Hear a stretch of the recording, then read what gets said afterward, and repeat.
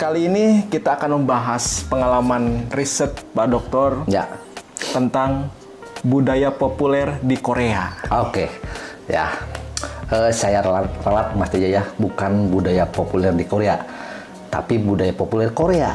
Budaya populer Korea. Betul. Kenapa? Saya kira sudah tidak relevan ketika menggunakan kalimat budaya populer di Korea, karena budaya populer Korea saat ini ya sudah berada di semua benua. Oke. Asia sudah jelas, ya. Eropa juga sama, Amerika bahkan ke Afrika pun sudah ada. Oleh karena itu budaya populer di Korea itu sudah tidak relevan. Saya kira lebih tepat budaya populer Korea yang sudah semakin dikenal oleh banyak negara di dunia ini. Oke, jadi sudah mengglobal ya? Betul sekali, Mas Teja, sudah mengglobal. Gitu ya. Oke, saking mengglobalnya, gitu ya. Saya kira kita sepakat bahwa Arab salah satu negara yang konservatif, ya. Oke, tapi ya boy band pertama kali yang pernah konser di Arab itu dari Korea. Oke. Super Junior. Suju. Betul sekali. Saya lupa sekitar tahun 2018 atau 2019 lah. Saya Itu lupa. pertama kali boy band ya? Belum pernah ada lagi di Arab ya. Di Arab. Arab Saudi gitu. Dan memang bukan di Mekah, bukan di Madinah, kalau tidak salah itu konsernya di Jeddah. Di Jeddah ya? Di Jeddah. Artinya apa? Kembali lagi, bukan budaya populer di Korea, budaya populer Korea yang sudah mengglobal. Oke. Gitu, Mas Teja. Bahkan sudah menjadi brand ya? Betul. Brandnya itu dengan K-nya itu. K-nya. Oke. Kita kenal K-pop. K-pop. Kita kenal K-movie. K-movie. Kita kenal K-drama. Oke. K-tourism. K-tourism. K-culture. Dan K lainnya. Banyak sekali itu. Itu menjadi branding dari Korea Selatannya. Itu mengapa Anda tertarik gitu ya? Ya, untuk betul. melakukan riset di sana. Betul sekali. Berapa bulan tepatnya Anda di sana? Kurang lebih ya sekitar 80 harian ya. 3 bulan kali ya, hampir lah. Oke. Hampir 3 bulan lah. 3 bulan. Betul ya. Kurang lebih di sana. Ya, teman-teman, jadi Pak Dr. Zainal ini melakukan riset untuk disertasi doktornya di Korea selama 3 bulan. Beliau ini sebagai dosen ilmu komunikasi di Fakultas Ilmu Sosial dan Ilmu Politik Universitas Singapura Bangsa Karawang. Betul. Dan juga sekaligus sebagai saat ini ketua program studi ya, koordinator ya. Koordinator program studi ilmu komunikasi FISIP Unsika. FISIP Unsika. FISIP Unsika, betul Mas Teja. Betul sekali ya. Jadi begitu Anda beres studi, implikasi dari pengalaman Anda dalam melakukan riset di luar negeri seperti itu. Oke, gitu ya. Saya kira begini gitu ya. Saya melihat dulu sebuah realitas gitu ya. Mas Teja tahu kapan budaya populer Korea masuk ke Indonesia? Budaya populer Korea masuk ke Indonesia, ya saya tidak ingat secara pasti, tetapi mungkin yang saya rasakan 10 atau 15 tahun yang lalu sudah mulai terdengar itu ya. Oke, lebih tepatnya ketika ke Indonesia itu tahun 2001. Berarti 2001. Betul. 22 tahun lebih. 22 tahun berarti ya. 22 tahun gitu ya. Kalau tidak salah dengan K-dramanya. K-drama. Ya. Pertama kalinya K-drama. K-drama, betul. K-dramanya yang bernama Endless Love kalau tidak salah ya. Endless Love gitu ya. Nah, ke situ penerimaan masyarakat Indonesia mengenai K-drama itu sangat baik.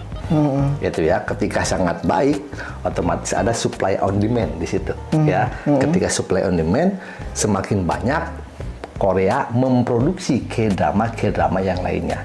Itu tidak hanya ke Indonesia, memang yang menjadi salah satu target utama sasaran pasar dari itu adalah K-drama itu adalah Indonesia dan beberapa negara di Asia Tenggara. Gitu. Ada cerita unik ini ya, berdasarkan hasil wawancara saya, Mas Teja gitu ya. Salah satu negara tetangga kita yang sama-sama di Asia Tenggara, Filipina, gitu ya. Mas Teja mungkin tahu, secara demografis, culture dan bahasa itu saya kira mirip dengan Amerika Latin. Ya betul kan? Ya. Dan tontonan mereka itu sudah pasti itu adalah telenovela. Tahu telenovela ya? Nah, itu dramanya dari Amerika Latin. Pasti ingat mungkin dengan telenovela ya. itu dulu yang dikenal dengan Maria Mercedes, Rosalinda, mungkin ya, Rosalinda, gitu ya. Seperti itu ya. Nah, ketika budaya populer Korea ini masuk ke Filipina, ya sama seperti Indonesia, penerimaan mereka itu bagus, gitu ya. Dan malah mereka akhirnya menggeser telenovela, ya. Sekarang yang paling disukai itu adalah Korean drama itu tadi. Tetapi mereka punya nama sendiri, ya. Telenovela bergeser, akhirnya ke drama masuk dan berubah menjadi namanya Korean novela. Korean novela. Korean novela. Oh, gitu. jadi perpaduan ya antara yang sudah eksis terlebih dahulu nih, telenovela ya, dengan masuknya Korea. Dengan masuknya Korea. Novela itu kan drama. Novela itu drama. Dalam bahasa Latin itu. Ya, Amerika Latin maksudnya. Latin, betul. Amerika Latin itu drama. Gitu ya. Tapi dramanya itu adalah drama Korea. Gitu. Kalau kita di sini kan menggunakan terminologi drakor ya, drama Korea. Drama gitu Korea ya, di Indonesia. Di Filipina itu Korean novela. Korean novela. Itu. Saya kira di sini saking hebatnya mereka di sini adalah pemerintah. Oke. Pemerintah Korea Selatan, gitu ya, yang mencoba untuk menginisiasi bahwa target utama dalam pembangunan industri kreatifnya itu adalah dari drama, film, ya, dan musik. Gitu. Saking seriusnya, gitu ya, berhasil sampai masuk ke negara-negara, sampai mengubah yang tadinya telenovela menjadi Korean novela dan lain sebagainya seperti itu. Jadi saya melihat implikasi dalam penelitian saya ketika saya berada di Korea gitu adalah bahwa pemerintah Korea Selatan memang sangat serius untuk membuat negaranya semakin maju dan bahkan sekarang sudah disebut sebagai negara maju. Ketika itu. Tapi itu nggak sembarangan Mas Teja, jadi ya bisa seperti itu. Sedikit lagi cerita Mas Teja ya, saya lanjut ya. Sama seperti Indonesia, tahun 98 Indonesia terjadi krisis moneter. 98, betul. Ya. Korea pun sama. Korea pun sama Mas Teja gitu ya. Pokoknya perekonomian di Korea Selatan itu luluh lantah, semua hancur gitu ya, industri ekonomi dan lain sebagainya itu hancur gitu semua, gitu ya. 98 itu ya? 98 itu ya, jadi roda perekonomian di berbagai negara di Asia, termasuk Indonesia, termasuk juga Korea Selatan itu sama sekali runtuh dan lain sebagainya. Kemudian banyak terjadinya pengangguran dan lain sebagainya. Gitu ya. Nah di sini pemerintah Korea Selatan ketika itu berkomitmen, gitu ya. Melalui presidennya, kurang lebih tapi saya lupa ya nama presidennya tahun 98 ya. Berkomitmen bahwa saya harus memajukan kembali negara Korea Selatan. Gitu ya. Dengan cara apa? Uang nggak punya. Gitu ya. Tapi harus punya uang dulu. Nah, kemudian terbesit bahwa negara Korea Selatan harus meminjam dana ke IMF. Nah, ini juga pertama kali bagi pemerintah Korea Selatan meminjam dana ke IMF itu adalah hal yang pertama bagi negara Korea Selatan. Mereka tidak punya budaya seperti itu. Tidak. Sebelumnya tidak ada, gitu ya. Sebelumnya tidak ada. Ya, memang mereka sebelumnya bukan negara maju, tapi belum pernah meminjam dana juga. Iya, betul. Gitu ya. Nah, banyak pertentangan ketika itu, gitu ya. Presiden Korea Selatan meminjam dana ke IMF. Saking banyak yang menentang, gitu ya, sampai Presiden Korea Selatan saat itu mengundang media nasional di Korea Selatan, mengumpulkan seluruh media nasional, kemudian secara terbuka untuk meminta maaf kepada publik, kepada masyarakat Korea Selatan bahwa dengan terpaksa pemerintah Korea Selatan meminjam dana ke IMF untuk memulihkan ekonomi negaranya. Memulihkan perekonomian ini dengan meminjam dana. Tapi tidak cukup di situ. Tidak cukup di situ. Dari situ muncul yang disebut dengan Hari Memalukan Nasional. Waduh, itu Hari Memalukan Nasional karena pemerintah meminjam dana ke IMF. Karena sebelumnya kan tidak pernah, belum punya hutang dan sebagainya. Itu menjadi suatu ya semacam hal yang memalukan begitu ya bagi warga. Betul, karena mungkin budaya malunya tinggi gitu ya, sampai ketika itu presiden mengundang media-media nasional dan kemudian secara terbuka meminta maaf kepada rakyat Korea Selatan bahwa dengan sangat terpaksa harus meminjam dana ke IMF gitu ya, untuk memulihkan kembali negaranya. Dari situ rakyat Korea Selatan merasa tersentuh, Mas Teja.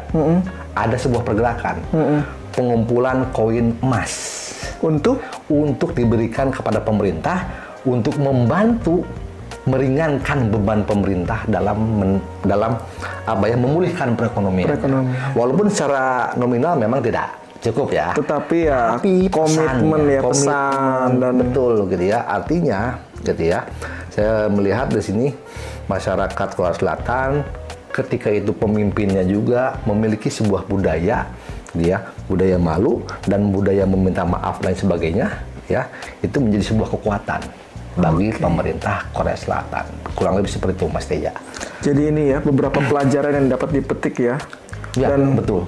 Itu juga suatu implikasi yang mungkin secara praktis bisa ditiru ya, menjadi best practice mungkin ya. Best practice betul, Mas Teja, yang seperti itu. Mana Korea Selatan ya di berbagai literatur juga saya pernah baca ya 30-40 tahun yang lalu mereka itu neraca keuangannya mirip dengan negara-negara yang katakanlah dalam tanda kutip sangat masih ini gitu masih itu. Bahkan dengan Korea Utara negara tetangganya masih kalah ketika tepat 10 tahun lalu. Korea Utara dari finansial ya, katakanlah Korea Utara lebih banyak uang daripada Korea Selatan. Ketika itu. Iya, ya. Mereka PDB-nya juga mirip dengan negara-negara di Afrika yang notabene yang katakanlah mereka punya kekurangan secara finansial begitu ya, perekonomiannya sedikit ya. Betul Mas Teja, betul. Tapi sekarang dengan inisiasi pemerintah gitu ya. Pemerintah merencanakan, kemudian pemerintah menyebarkan budaya populernya itu dengan sangat terencana, sistematis, yang akhirnya bisa sampai sekarang. Bisa dikenal oleh, katakanlah masyarakat dunia. Seperti itu, Mas Teja. Betul ya, jadi bagaimana apa yang dilakukan oleh Korea ini sebetulnya bisa diadaptasi ya, dan dilakukan oleh pemerintah di berbagai negara yang bisa itu dijadikan pelajaran yang bisa dipetik begitu. Betul ya, begitu juga Mas Teja gitu ya. Yang saya perlu garis bawahi juga ketika kita perbandingannya di Indonesia itu budaya populernya apa sih? Sinetron ya. Sinetron ya, begitu ya pasti ya. Sinetron gitu ya. Yang Mas Teja tahu sinetron itu berapa episodenya sih? Sampai ratusan ya. Waduh, ribuan apa ya? Saya juga kurang begitu ini. Tersanjung mungkin dulu pernah ingat ada sampai Tersanjung 9 itu ketika saya kecil tuh. Itu hampir 1000 episode gitu ya, Mas Teja gitu ya. Nah, sekarang kita bandingkan dengan K-drama. Drama Korea ini gitu ya. Mas Teja kalau memang pernah menonton K-drama, berapa sih rata-rata episode untuk K-drama ini? Satu judul ya. Iya, satu judul itu sekarang sih sudah mulai variatif ya, variatif terus bahkan banyak begitu ya. Tapi rata-rata gitu ya, rata-rata dan yang paling banyak digunakan untuk satu episode satu judul drama Korea itu 16 episode saja gitu ya. Memang bervariasi gitu ya. Ada 8 episode, ada 12 episode, ada 16 episode, 20 episode juga ada, 24 episode juga ada. Tapi yang paling banyak digunakan itu adalah 16 episode. Itu nggak sembarangan, Mas Teja. Ya, hitung-hitungannya ya. Betul, menentukan berapa episode itu tidak sembarangan. Betul, tentunya. Ini bagian dari temuan saya juga nih Mas Teja gitu ya. Kayak ketika saya wawancara gitu ya. Kenapa sih harus 16 episode atau 12 atau yang angka yang saya sebutkan sebelumnya? Gitu. Kenapa? Karena secara psikologis, gitu ya. Ketika orang yang menonton itu berkesan, secara psikologis mereka akan mencari judul lain. Berkesan? Ya. Kalau berkesan nih? Ya, kalau berkesan, mereka akan mencari judul lain, judul drama Korea lain. Jadi gitu ya, terus berkesan, nonton lagi. Berkesan lagi, nonton lagi drama Korea yang lain, gitu ya. Makanya episodenya tidak terlalu panjang. Sehingga itu memang mungkin diregulasi juga mungkin. Nah, ini juga memang dalam industri film intervensi dari pemerintah juga. Gitu. Pemerintah kan saya kira tidak sembarangan juga, gitu ya. Mereka mempunyai tim ahli, katakanlah peneliti untuk riset kayak gitu, semacamnya gitu ya. Dan akhirnya bahwa episode yang bagus itu adalah antara 8, 12, 16, 20 dan 24 seperti itu. Oke, ya. Karena ketika terlalu panjang akan bosan jadinya, dan alur cerita pun menjadi nggak jelas gitu ya. Untuk mempertahankan itu seperti di kita, nah gitu ya, betul seperti kita gitu ya. Ini mohon maaf gitu ya, maaf. Ini yang jadi antagonisnya ini kok nggak mati-mati.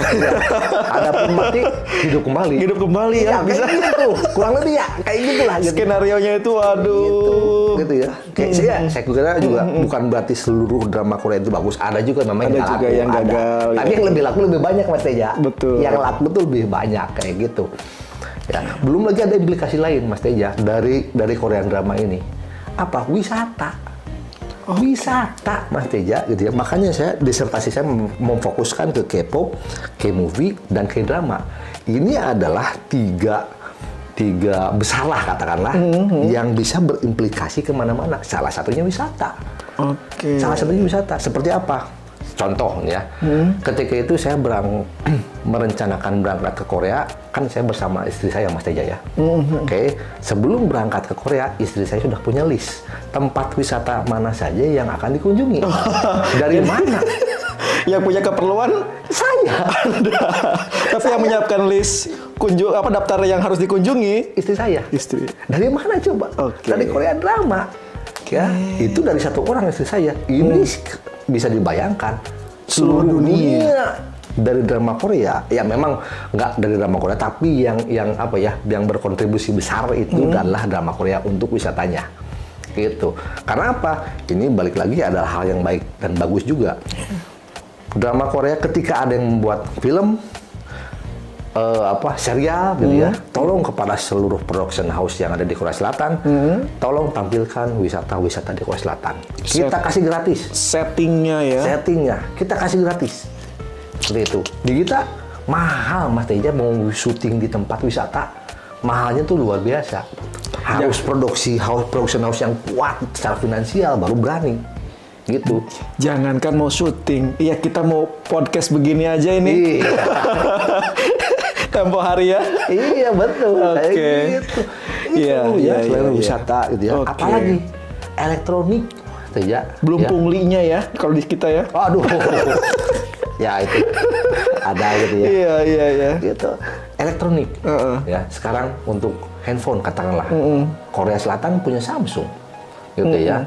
Itu juga otomotifnya punya ada Hyundai, Kia. Ya. Kemudian elektronik yang lain seperti yang AC Mas Teja di sini, itu dari Korea. Itu dari Korea, gitu. Ya, jadi drama Korea, film dan Korean pop ini berkontribusi besar dalam berbagai aspek, gitu ya. Wisata, elektronik, termasuk tempat kuliah Mas Teja. Tempat kuliah. Sampai mendorong ke sektor lain. Sektor lain, betul. Itu sekali lagi intervensi pemerintah, gitu ya. Sebenarnya tenaganya ini dari sini ya, dari pemerintah. Dari pemerintah, betul, Mas Teja. Kita memang bukan kita ya, mohon maaf. Indonesia beberapa waktu lalu memang sempat membuat format yang sama dengan drama Korea.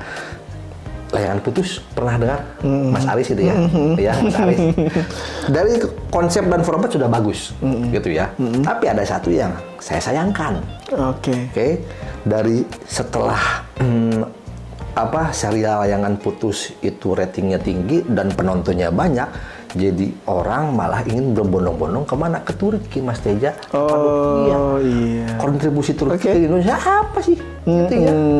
Gitu. Kenapa tidak dirubah settingnya menjadi di sini di Indonesia? Banyak yang bisa dieksplorasi. Itulah perlu intervensi pemerintah itu ya, bukan dalam arti ini akan menjadi negativity begitu ya. Betul, gitu ya. Tapi ada kalanya ini perlu diintervensi oleh pemerintah, Mas Teja. Ada regulasi yang pemerintah jelas. Pemerintah Korea Selatan ya, jelas regulasinya mengenai itu. Ya, seperti yang properti digunakan oleh drama Korea, kebanyakan kan Samsung. Gitu ya, produk-produk sendiri.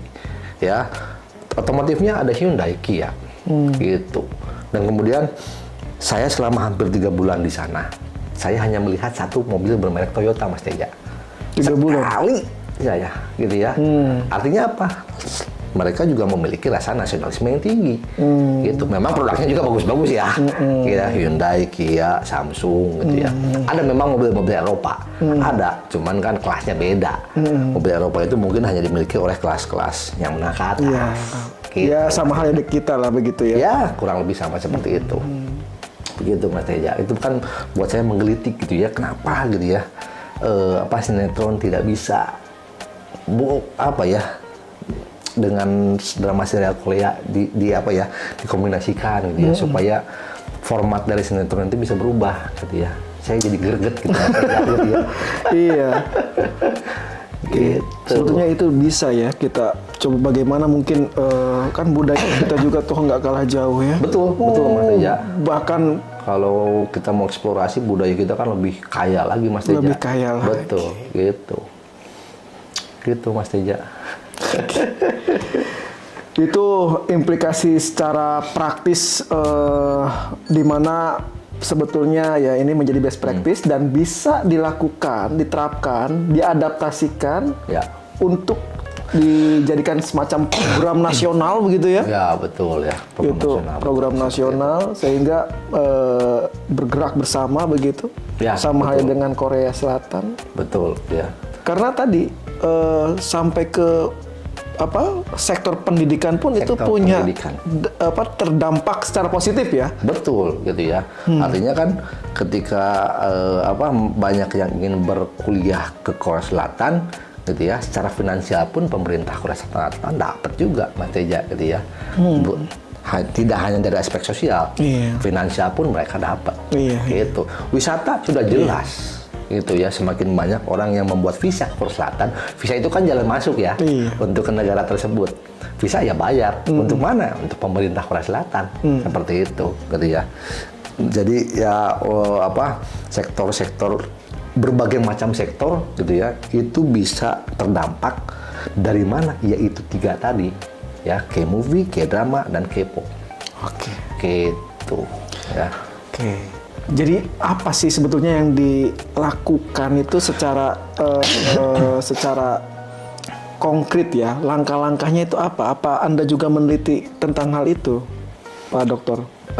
Tahapan-tahapannya barangkali atau strategi apa yang mereka gunakan gitu sehingga tadi ada rasa nasionalisme yang tinggi, mereka berinvestasi untuk kerja keras gitu ya.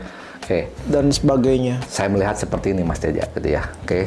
Saya pernah mewawancarai salah satu perusahaan entertainment yang cukup besar di Korea Selatan, JYP Entertainment ya. Ketika tahun 2018 itu adalah ketiga terbesar. Yang pertama kan ada SM Entertainment, ya itu di bawahnya kan ada Super Junior. Ada YG Entertainment, ya itu Blackpink, dan kemudian ada JYP Entertainment, ada Twice di situ, gitu ya, salah satunya ya. Nah, informan atau partisipan yang saya wawancara itu adalah dari JYP Entertainment. Saya pernah bertanya, sampai kapan sih kira-kira budaya populer Korea ini bisa sampai bertahan di beberapa mancanegara? Dia dengan sangat percaya diri bilang ketika tahun 2018 ya, 20 tahun lagi kami masih bisa merajai dunia. Gitu ya. Artinya kan bukan sembarang berbicara mengenai 20 tahun. Ada indikator-indikator gitu ya yang menjadi patokan atau yang menjadi kekuatan. Gitu ya. Apa misalkan Korea Selatan mempunyai sebuah badan. Bernama KOCCA, Korean Creative Content Agency. Semacam badan kreatifnya Korea mungkin ya. Itu berada di bawah naungan Kementerian Kebudayaan, Olahraga, dan Pariwisata Korea Selatan. Apa tugasnya dari KOCCA tadi gitu ya? Secara sederhana gini. Ayo, siapa bagi warga negara Korea Selatan yang ingin menjadi artis datang ke KOCCA? Saya coba ceritakan sedikit ya, Mas Teja. Ayo, Mas Teja misalkan warga Korea Selatan karena sudah mirip nih ya, Mas Teja dengan seperti orang Korea ini gitu ya. Minimal dari mata sudah. Yang nggak mirip hidungnya nih. Sama nasibnya mungkin. Gitu. Oke, Mas Teja misalkan seorang warga negara Korea Selatan ingin mempunyai keinginan atau bercita-cita menjadi artis, misalkan penyanyi. Oke. Datanglah Mas Teja ke KOCC tersebut, ya, mendaftar gratis loh, ya. Gratis. Tidak ada pungli, gitu ya. Tidak ada pungli, gitu ya. Datang ke sana, mendaftar, gitu ya. Kemudian ada tes bakat. Tes bakat dulu ya. Ada tes bakat. Mas Teja kan berkeinginan menjadi penyanyi, ya kan? Penyanyi misalnya nih. Penyanyi. Berkeinginan loh ya. Oke, ada tes bakat. Nah, kemudian gitu ya, setelah tes bakat itu dilakukan, memang suara Mas Teja itu bagus, gitu ya. Tapi lebih bagus tidak dinyanyikan, misalkan seperti itu ya. Oke, jadi ini dipertimbangkan ini. Dipertimbangkan oleh si badan ini. Iya, gitu. Mencari bakat gitu ya. Nah, ternyata gitu ya, ketika ada tes lain, misalkan tes acting, ternyata Mas Teja lebih cocok di acting. Kemudian setelah hasil tes bakat keluar, ditawarkan mau lanjut di kami dengan acting, gitu ya, atau tidak, silakan. Katakanlah Mas Teja yang penting jadi artis aja gitu ya, katakanlah seperti itu. Lanjut aja, gitu ya. Diberikan pelatihan Mas Teja. Pelatihan. Acting loh ya, karena kan hasil tes bakat tadi lebih cocok di acting. Di acting. Nggak jadi nyanyi. Jadi nantinya ke aktor begitu ya? Aktor lah, seperti itu gitu ya. Terus apa yang dilakukan? Di situ untuk awal-awal gitu ya, katakanlah sebulan pertama gitu ya, atau saya lupa gitu ya, beberapa bulan pertama, itu yang ditanamkan adalah nasionalisme dulu. Nggak langsung. Nasionalisme. Itu nggak langsung tes bakat acting. Nasionalisme seperti apa sih? Itu gini, ketika dibandingkan dengan Korea Utara gitu ya, banyak warga negara Korea Utara yang ingin berpindah ke warganegaraan gitu ya. Korea Selatan ingin warganya tetap berada di negaranya. Bukan tidak boleh, bukan tidak ada dokumentasi. Tidak menghendaki ya sampai pindah ke warga negara gitu ya. Bukan berarti nggak boleh loh ya. Tapi ingin tetap warga negaranya untuk tetap berada di negaranya gitu ya. Selanjutnya, nasionalisme ini ya diterapkan atau ditanamkan untuk ya, ketika warga negara Korea Selatan bertraveling atau plesir ke beberapa negara di luar Korea Selatan, ya, dia bisa membicarakan mengenai Korea Selatan, gitu ya. Nah, itu bisa dilakukan berdasarkan wawancara ya. Itu bisa dilakukan ketika memiliki rasa nasionalisme yang tinggi. Jadi yang diumbar nih bukan aibnya nih. Bukan. Jadi kita aib sendiri seolah-olah di luar sana diceritakan begitu ya, sehingga disorot. Ya, dan setidaknya ketika ada warga negara Korea Selatan yang mendapatkan tugas atau pekerjaan plesir misalnya ya, plesir kemana, ketika mereka berbicara dengan warga lokal, ya mereka sedikit menceritakan. Itu dari satu orang, berapa banyak pada negara Korea Selatan yang keluar negaranya untuk plesir, tugas, dinas, dan lain sebagainya. Itu salah satunya diterapkan di KOCC tadi. Bahkan itu pertama kali yang ditanamkan begitu ya, betul, nasionalisme itu. Nasionalisme itu betul ya. Itu kan tidak dilakukan dengan sehari dua hari, enggak, ini berbulan-bulan. Nah, setelah itu baru ke pelatihan mengenai acting tadi. Gitu ya. Kalau tidak salah, pelatihan itu dilakukan selama kurang lebih 2 tahun lah, Mas Teja ya. 2 tahun. Enggak sebentar ya.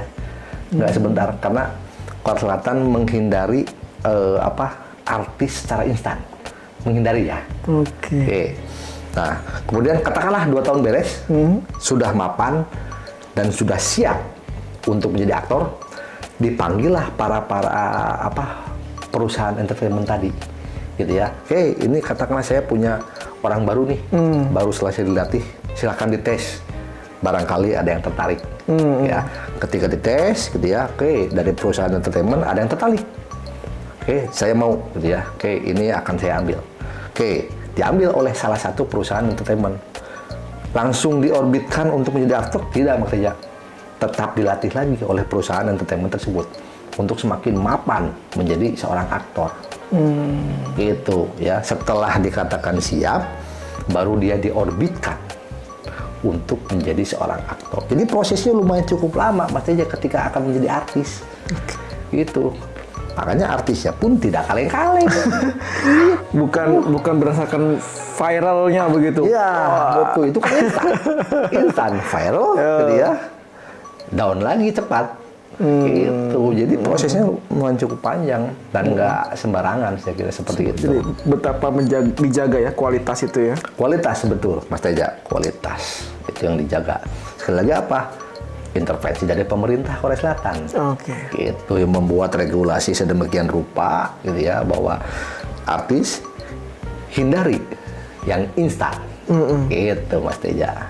Ya. Jika demikian, para pendaftar yang tadi katakanlah ingin bercita-cita menjadi aktor, menjadi penyanyi dan sebagainya, itu mereka mendaftar sejak masih usia sekolah atau setelah sekolah begitu? Bukan. Begini Mas Teja, ya. Untuk yang badan kreatif yang Korea itu tadi ya, KOC saya tadi ya, Korean Creative Content Agency, itu mereka hanya menerima yang sudah lulus SMA. Ya, sudah setingkat SMA lah ya, di kita mungkin setingkat SMA gitu ya. Kenapa? Karena mereka tidak mau mengganggu pendidikan mereka dari mulai sekolah dasar sampai lulus SMA. Gitu ya, mereka ingin para warganya menuntaskan minimal sampai SMA dulu. Gitu. Jadi ketika ada pendaftar yang katakanlah masih SMA, ya kemungkinan besar ditolak gitu ya. Begitu. Oke, tapi setelah mereka proses latihan dan sebagainya itu tetap juga mereka melanjutkan ke perguruan tinggi misalnya? Oke. Memang tidak pada saat itu. Gitu ya. Oke. Tapi kemungkinan besar karena rata-rata orang Korea itu well educated gitu ya. Di usia rentang sekitar 25 sampai 30-an mereka akan melanjutkan ke perguruan tinggi. Meskipun mereka sudah tenar, sudah menjadi artis dan sebagainya. Karena begitu mereka sadar bahwa pendidikan itu adalah sebuah investasi untuk jangka panjang. Itu bukan untuk gaya-gaya dan sebagainya. Mereka menganggap penting itu pendidikan, gitu ya. Jadi minimal sampai ke jenjang perguruan tinggi, Mas Teja. Walaupun mereka sudah tenar, gitu. Ya, kalau bisa dilihat para artis-artis di Korea Selatan itu hampir sebagian besar itu adalah lulusan perguruan tinggi, sarjana lah seperti itu, Mas Teja. Gitu. Di sistem pendidikan di sana itu memang menekankan atau mendorong ya bagaimanapun profesinya atau mereka sudah bekerja di mana tetap ya melanjutkan begitu ya? Tetap melanjutkan, gitu ya. Tetap melanjutkan untuk pendidikan ke perguruan tinggi itu, Mas Teja. Gitu. Karena memang sekali lagi karena investasi pendidikan itu adalah sebuah investasi, gitu ya. Mereka ketika sudah tidak terkenal, katakanlah sudah tidak digunakan untuk para rumah produksi seperti itu, setidaknya mereka punya skill dari tempat kuliah yang mereka pernah jalani ketika dulu, gitu ya. Punya titel ya. Ya, betul. Minimal ke perusahaan bekerja bisa lah, seperti itu. Gitu, Mas Teja. Baik. Menarik sekali ya. Bahkan ini bisa ya diadaptasi dan tadi sekali lagi menjadi best practice dan kita bisa mengambil pelajaran dari apa yang dilakukan oleh Korea dan ini menjadi implikasi secara praktis begitu ya dari riset yang dilakukan oleh Dr. Zainal Abidin. Betul ya, walaupun kita juga tidak bisa menutup sisi negatifnya selalu ada. Apa itu? Gitu. Contohnya? Ceritakan. Kita mau gini gitu ya. Mas Teja mungkin pernah mendengar bahwa netizen Indonesia itu dianggap netizen yang terburuk mungkin ya, karena berkomentar terlalu sadis apa gitu ya. Di media sosial ya. Jadi maha benar netizen katanya begitu ya. Kurang lebih seperti itu gitu ya. Dan ternyata sama Mas Teja, netizen Korea Selatan juga sadis-sadis semua gitu ya. Tapi gitu ya, mungkin mereka dalam tanda kutip saking sayangnya kepada idolnya, gitu ya. Ini kan netizen katakanlah idol atau fans seberat dari salah satu aktor atau aktris atau penyanyi gitu ya. Ketika ada aktor atau aktris atau penyanyi yang katakanlah tampil dengan tidak sempurna, itu langsung diserang habis-habisan. Katakanlah ketika ada artis gitu ya, ke publik dengan badan yang sedikit lebih kurus dari yang sudah sebelumnya. Dari yang ideal begitu. Ideal, begitu, diidealkan oleh publik begitu. Diidealkan oleh publik gitu ya. Oke, kan ideal juga bisa semacam konstruksi lagi gitu ya. Nah, ini sedikit lebih kurus. Itu bisa diserang habis-habisan oleh para netizen di sana. Karena mereka saking sayangnya gitu ya. Atau lebih gemuk begitu ya. Atau mungkin sebaliknya gitu ya. Atau rambutnya, pokoknya memang dari fisik gitu ya. Oke. Nah, ini juga memang jadi semacam PR juga buat pemerintah Korea Selatan. Karena apa? Ekstrimnya gitu ya. Banyak kasus artis dan tidak sedikit yang bunuh diri gara-gara dibully oleh netizennya. Dibully oleh para fansnya malah seperti itu. Mereka tidak kuat mental dan akhirnya mereka memutuskan untuk ya mengakhiri hidupnya seperti itu. Oke, jadi yang paling ekstrim ya. Itu yang paling ekstrim itu ya. Betapa para netizen ya khususnya ini fansnya begitu ya, fansnya, menuntut suatu kesempurnaan dari seorang idolanya gitu ya. Betul, menuntut suatu kesempurnaan seperti itu gitu ya. Kayak ada kekurangan sedikit, evaluasi gitu ya. Evaluasi gitu ya. Biasa gitu ya. Betul, bagi yang artis yang tidak kuat mental memang bisa bahaya juga untuk kesehatan mentalnya. Oke, sehingga itu menjadi ya tekanan lah ya. Betul, bagi para aktor, aktris gitu ya, seperti itu, selebriti. Begitu Mas Teja. Iya. Tapi meskipun demikian ya kita bisa lihat ya bagaimana sekarang hasilnya ya, Korea Selatan hari ini ya. Ya tidak instan pokoknya Mas. Semua dilakukan terorganisir, gitu ya, sistematik, gitu ya, sampai akhirnya bisa seperti sekarang ini Mas Teja. Begitu. Jadi saya pun menyadari kenapa Anda ini begitu tertarik sehingga mungkin menghabiskan waktu, tenaga, bahkan biaya yang tidak sedikit untuk melakukan riset di sana. Jangan tanya biaya Mas Teja. Jangan tanya biaya Mas Teja. Itu biaya mandiri sendiri maksudnya? Sendiri Mas Teja gitu ya. Dengan berat saya katakan itu biaya sendiri. Tidak ada sponsor. Ya, karena ya sebenarnya ada kesempatan saya mendapatkan untuk dana lah seperti itu gitu ya, dari pemerintah, dari kementerian gitu ya. Tapi posisinya ini agak sedikit membingungkan buat saya. Kenapa? Saya ketika itu sudah mendapatkan visa gitu ya, untuk berangkat ke Korea Selatan. Ketika visa ini kan ada batas waktu ya, kalau nggak salah. Ya, ketika ada potensi untuk mendapatkan dana, ini masanya setelah visanya habis. Berarti kalau misalkan saya mau mendapatkan dana yang akan saya gunakan nanti, otomatis saya harus mengundur, gitu ya. Dan kuliah saya semakin lama, gitu. Biaya lagi Mas Teja, gitu. Sama-sama aja. Ya udah, akhirnya, gitu ya, tidak apa-apa, tidak mendapatkan biaya. Yang penting saya bisa berangkat dan bisa cepat untuk lulusnya seperti itu. Gitu Mas Teja. Jadi bagaimana prosesnya ketika itu, Pak Dokter? Ketika Anda misalnya apakah tentunya bukan tanpa persiapan begitu untuk berangkat ke Korea begitu ya? Ya, jadi memang beberapa pihak banyak yang membantu saya Mas Teja gitu ya. Terutama saya punya rekan, dia ketua program studi bahasa Korea di UPI. Dan dia memang punya banyak akses gitu ya, dari mulai ke kedutaan besar sampai di Koreanya. Nah, ketika itu saya disambungkan oleh beliau itu ke salah satu mahasiswa Indonesia yang kuliah di Korea Selatan. Gitu. Ini jangan-jangan yang memang punya kecintaan terhadap tadi. Oh iya, betul sekali gitu ya. Oke ya. Jadi mahasiswa Indonesia itu memang kuliah di Korea Selatan gitu ya. Dan itu yang membantu saya selama di sana. Gitu. Dan itu juga orangnya memang unik gitu ya. Unik ya. Ya. Dia berangkat ke Korea Selatan, memang dia mempunyai kecintaan terhadap drama serial Korea. Drama ini. Gitu. Jadi yang jadi referensi dia justru pendidikan ini karena kecintaan terhadap serial drama Korea. Kayak drama itu tadi Mas Teja. Ya, bukan gitu. Dalam arti menjadi pertimbangan utama itu kampusnya atau yang lain-lain. Kalau saya saya coba ceritakan deh ya. Ini akhirnya memang menjadi salah satu partisipan saya, menjadi informan saya gitu ya. Dia kuliah di Korea itu S2 Mas Teja. Ya, S2 ya.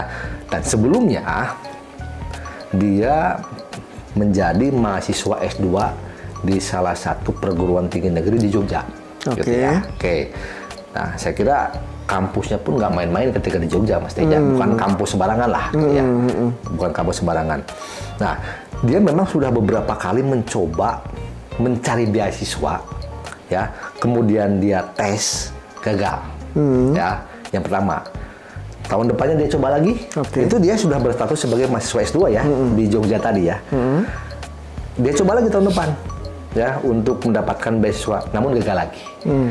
Dicoba lagi tahun depan. Posisi dia sudah tesis. Sudah mengerjakan tesis, gitu ya. Oke. Dan percobaan yang ketiga untuk mendapatkan beasiswa ke Korea ini berhasil. Pada akhirnya berhasil, gitu ya. Dia tanpa pikir panjang, langsung dia tinggalkan tesis yang di kampus tersebut, Mas Teja. Oke, tanpa pikir panjang, dia langsung berangkat ke Korea Selatan. Di Korea Selatan, dia mengambil jurusan bahasa Inggris, Mas Teja. Oke, artinya kalau mau bahasa Inggris, saya kira di Indonesia juga banyak yang bagus, Mas Teja. Ya, oke. Tapi kenapa harus ke Korea Selatan untuk belajar bahasa Inggris? Oke, akhirnya dia memang memberitahu saya tidak perlu kuliah di tempat kuliah apa, prodinya apa, yang penting saya bisa ke Korea. Gitu. Kenapa? Karena dia memang maniak, katakanlah maniak ya, terhadap drama Korea. Yang terus nonton secara maraton dan sebagainya gitu, sehingga terinspirasi harus berangkat ke Korea ini. Waduh, luar biasa itu gitu. Sampai seperti itu gitu ya. Sampai ke tingkat-tingkat yang lebih detail dan spesifik seperti itu, Mas Teja. Tidak habis pikir, tapi ya itulah realitas. Jadi melalui dia, ya tentunya mungkin di sana kendala bahasa bisa diatasi tadi ya. Betul. Dengan bantuan. Ya, Dan memang ketika di sana tidak hanya dia aja dikenalkan dengan yang lain, gitu ya. Takutnya dia tidak bisa dan sebagainya. Jadi ada beberapa pihak yang membantu saya juga. Alhamdulillah, itu orang Indonesia semua. Gitu. Jadi dia itu belajar bahasa Korea itu ketika masih di Indonesia karena memang tadi kecintaan terhadap serial drama. Dia memang sebelum berangkat ke Korea dia sudah bisa bahasa Korea, Hangul ya sebutnya. Aksara Korea itu Hangul. Ya, dia sudah bisa karena ya itu tadi kecintaannya terhadap Korea.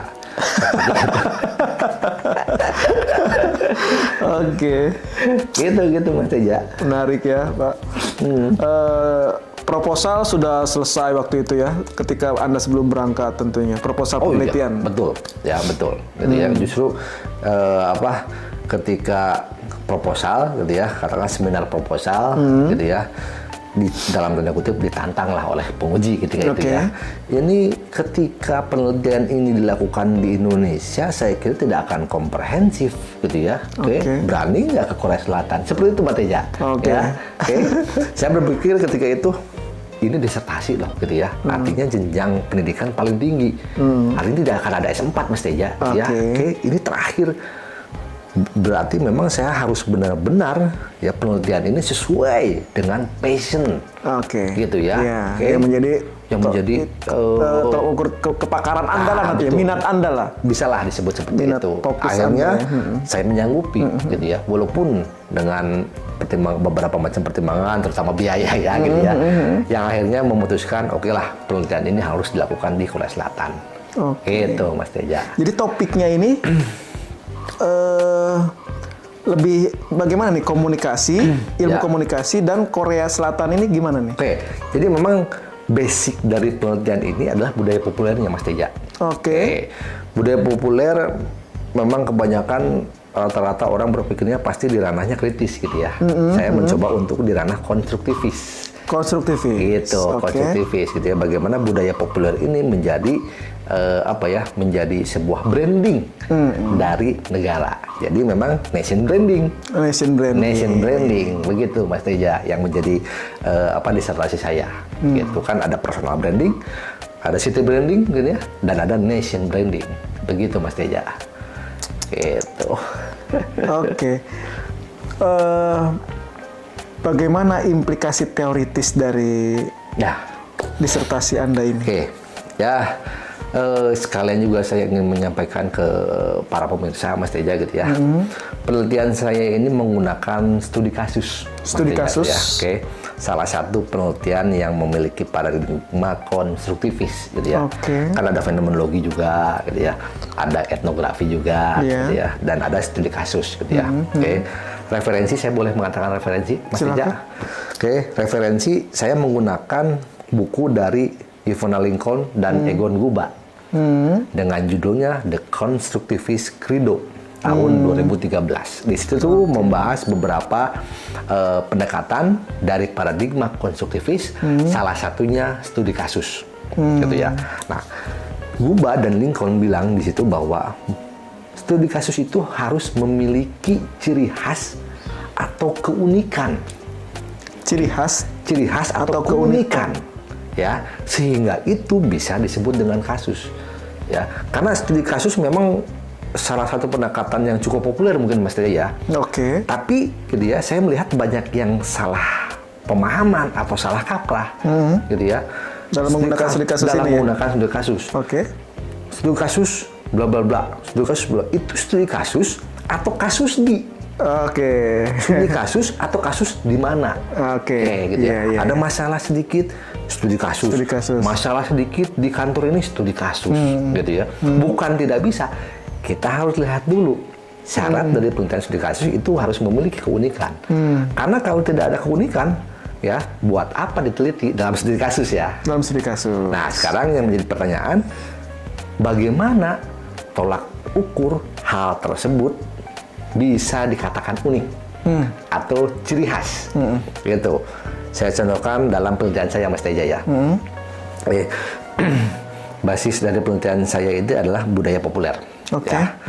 Budaya populer Korea, ya. Kita bandingkan dengan negara lain yang memiliki budaya populer. Katakanlah negara tetangganya, Jepang. Jepang, Mas Teja mungkin tahu, terkenal dengan anime, manga, ya, kartun-kartun Doraemon dan sebagainya.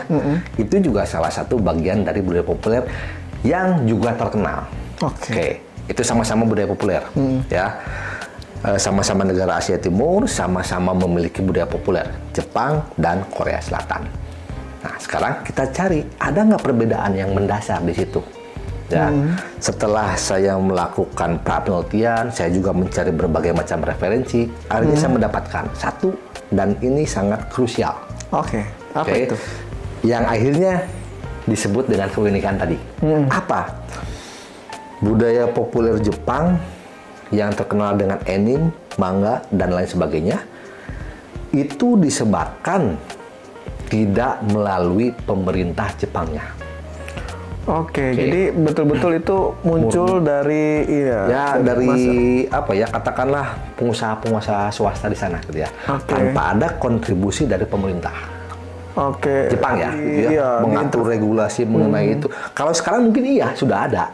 Sekarang sudah besar ini ternyata begitu, ya. Tapi ketika awalnya untuk anime dan manga tidak. Ya, para pengusaha-pengusaha komikus gitu ya, berusaha untuk menyebarkan budaya kartun-kartun Jepang. Jadi mereka yang memulai itu, ya. Bukan pemerintahnya. Bukan pemerintah, gitu ya. Tapi Korea Selatan ini diinisiasi. Saya menggunakan kata inisiasi loh, ya. Berarti kan mereka yang menjadi mereka yang memikirkan untuk pertama kalinya. Katakanlah seperti itu, ya.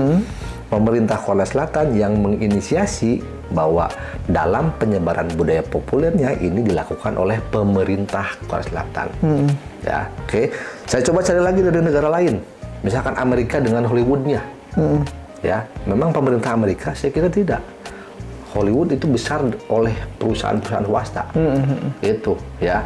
Makanya saya berani mengatakan bahwa yang menginisiasi penyebaran budaya populer di sebuah negara itu hanya pemerintah Korea Selatan saja. Tidak ada negara lain. Nah, dari situ bisa disebut dengan ciri khas atau keunikan.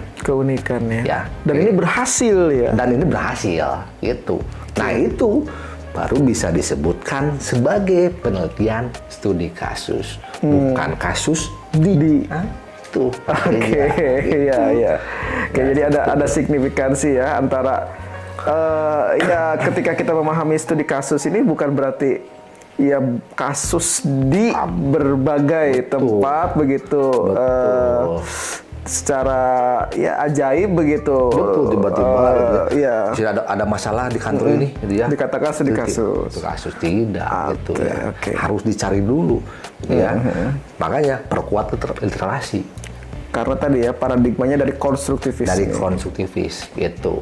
Ya literasi gitu ya. Boleh juga melakukan penelitian dengan wawancara atau dengan siapa untuk memperkuat dan menemukan, kemudian dimunculkan studi kasusnya seperti itu. Mohon maaf, keunikannya. Yang menjadi ciri khasnya seperti itu Mas Teja. Oke. Gitu. Ya, jadi mohon kepada teman-teman pemirsa gitu ya, studi kasus gitu ya, bukan sembarang kasus, tetapi harus memiliki keunikan dan ciri khas. Setidaknya itu menurut Kuba dan Lincoln. Oke. Gitu. Itu dari sisi metodologis ya. Bagaimana dengan teori yang Anda gunakan dalam penelitian ini? Ya, jadi sesuai dengan paradigma dari konstruktivis gitu ya. Tentu teori tidak di awal Mas Teja gitu ya. Karena sifat dari penelitian konstruktivis itu adalah induktif ya. Dari khusus ke umum. Bukan berangkat dari teori. Tapi berangkat dari sebuah data, realitas, data dan sebagainya. Bukan teori yang pasti ya.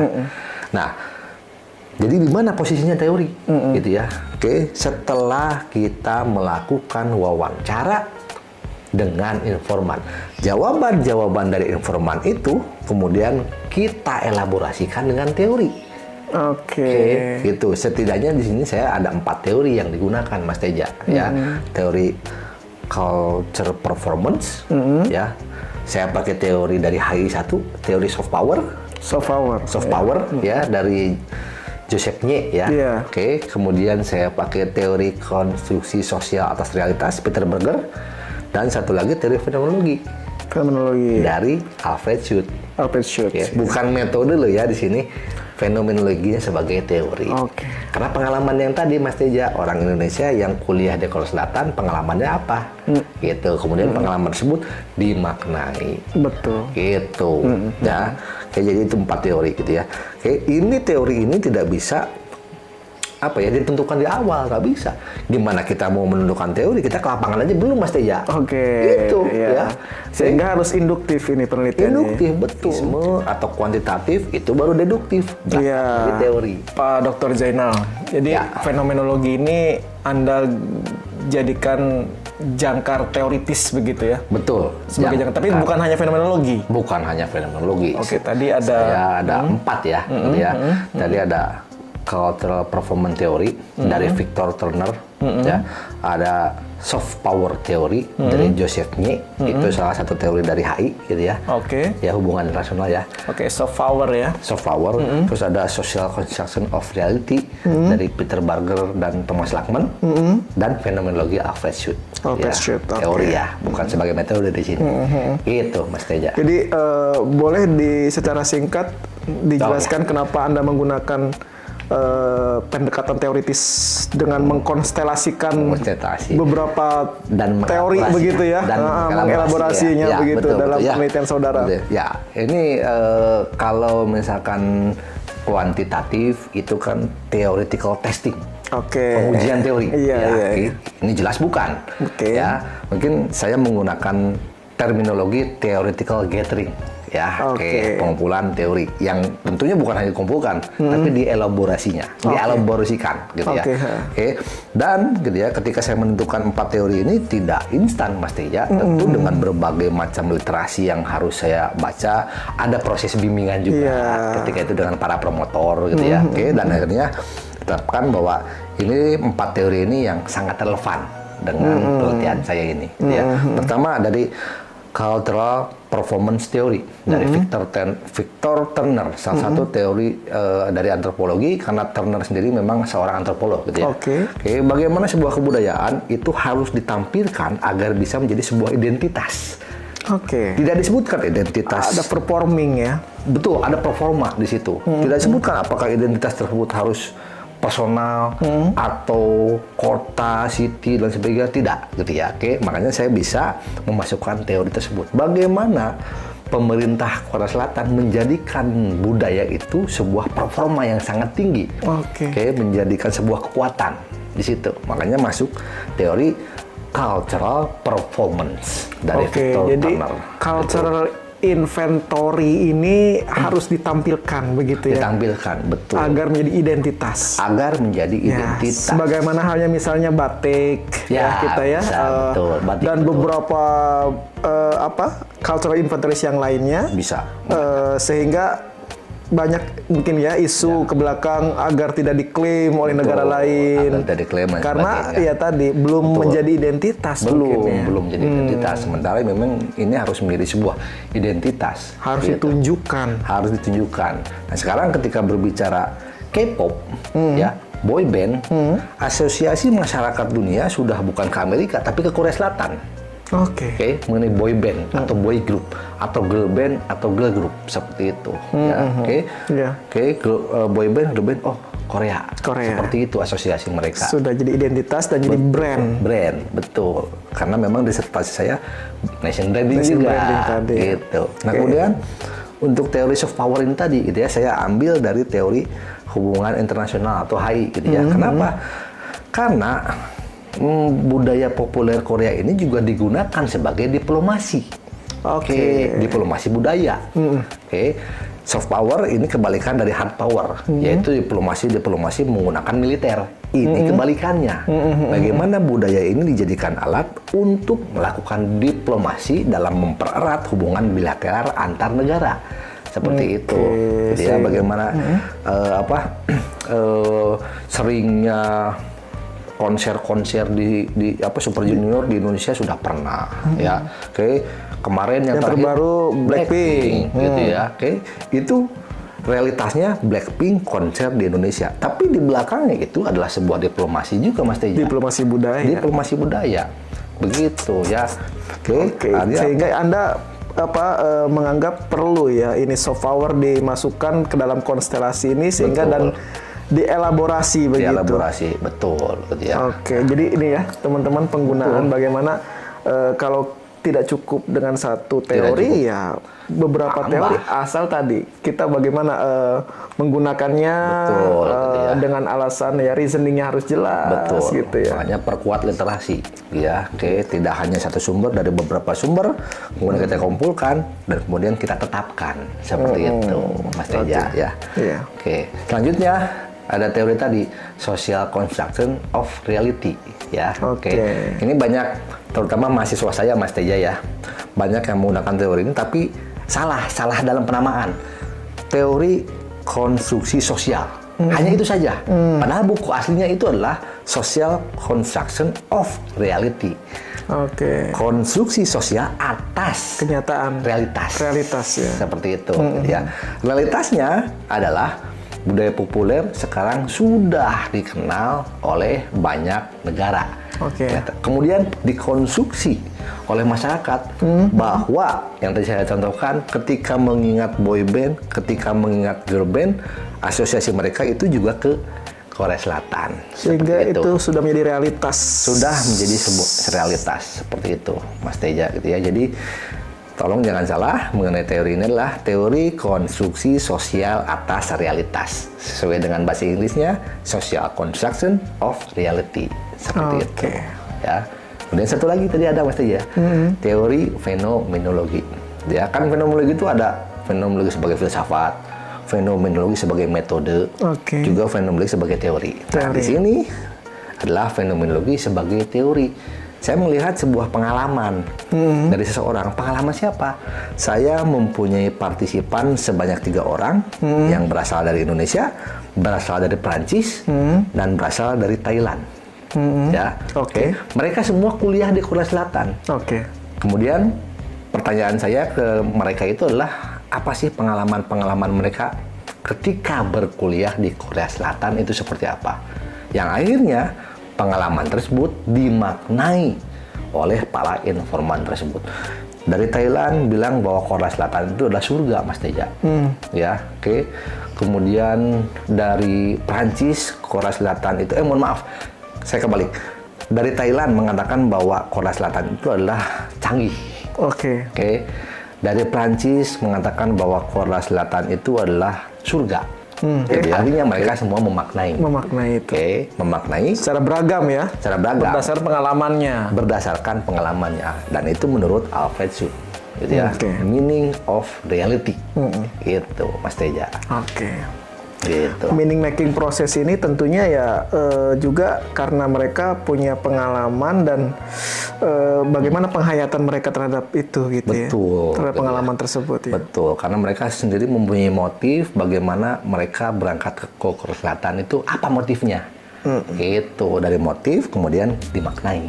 Oke, seperti itu. Ya minimal itu yang dari Alfred Sud katakan. Dari bukunya Meaning of Reality ya. Seperti itu Mas Teja. Menarik sekali ya.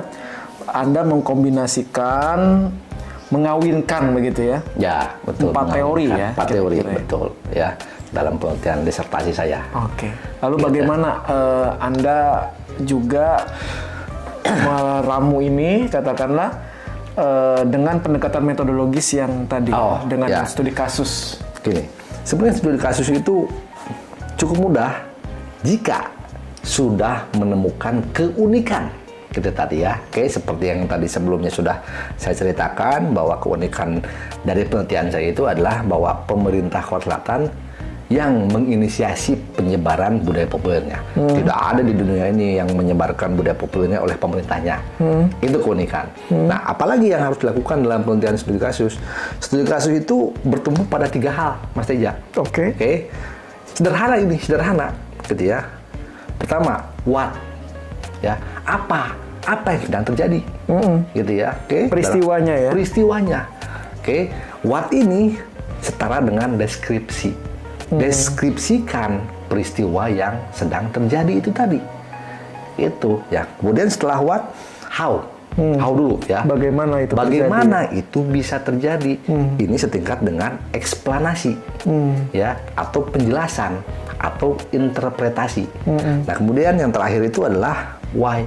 Kenapa mereka melakukan itu? Inilah analisis dalam penelitian studi kasus ada di why tadi seperti itu, gitu ya. Jadi ada 3 tingkatan dalam penelitian studi kasus: what, how, dan why.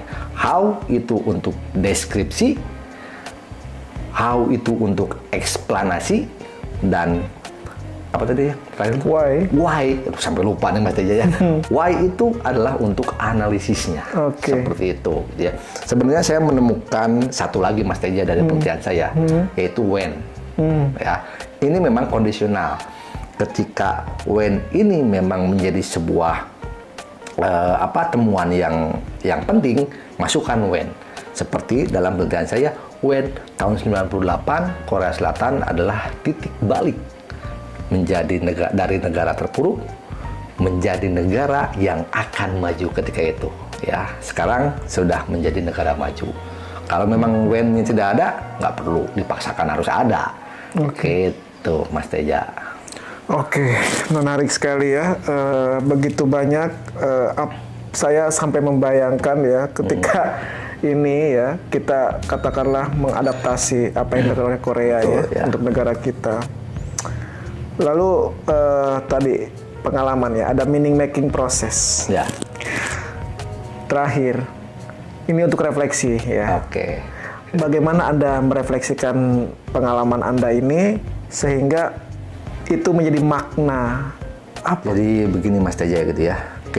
Kalau berbicara sebuah refleksi bahwa selama saya melakukan penelitian di Korea Selatan gitu ya, tentu banyak hal-hal yang baik yang yang saya inginkan itu juga diterapkan di Indonesia gitu ya. Tapi ternyata memang sepertinya saya tidak yakin dia bisa atau tidak ya. Kenapa itu?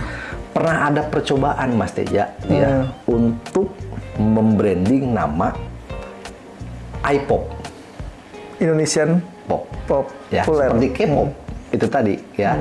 Musik ya, ini kita berbicara musik. Musik gitu ya. Pernah ada percobaan.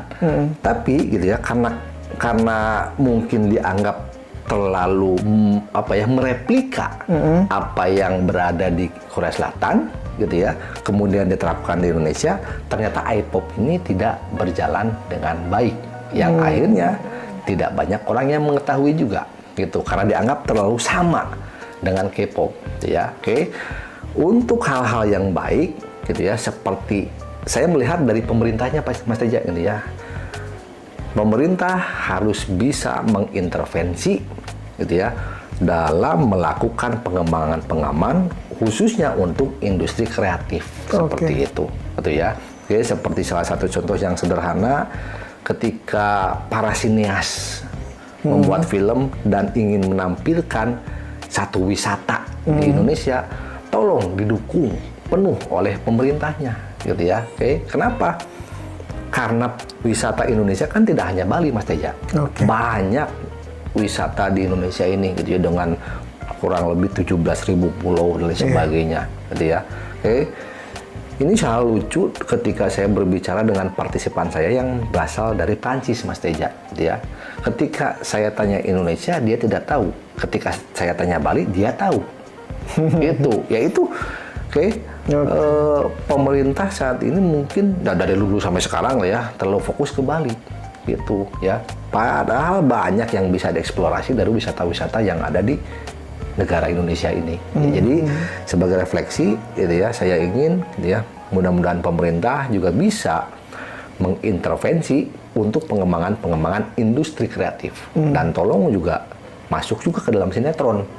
Gitu ya, jangan sampai sinetron ini gitu ya dipenuhi dengan berbagai macam yang alur cerita yang akhirnya tidak menjadi menarik lagi seperti itu. Ya. Terima kasih Pak Dr. Jenal. Ini sangat punya kontribusi terhadap pengembangan ya, wawasan kita semua. Saya tentunya dan teman-teman semuanya sangat berterima kasih kepada Pak Dr. Jenal ini membagikan pengalamannya ketika riset ya tentang budaya populer Korea. Betul. Jadi saya tidak dikoreksi lagi. Ya, tidak. Dan studi kasusnya juga. Gitu. Semoga sehat selalu ya Pak Dr. Jenal dan keluarga. Dan kita semuanya semoga terus bertumbuh, berkembang, berbunga, berbuah, dan bersuka cita. Wah, luar biasa. Salam dari Andaru Media. Sampai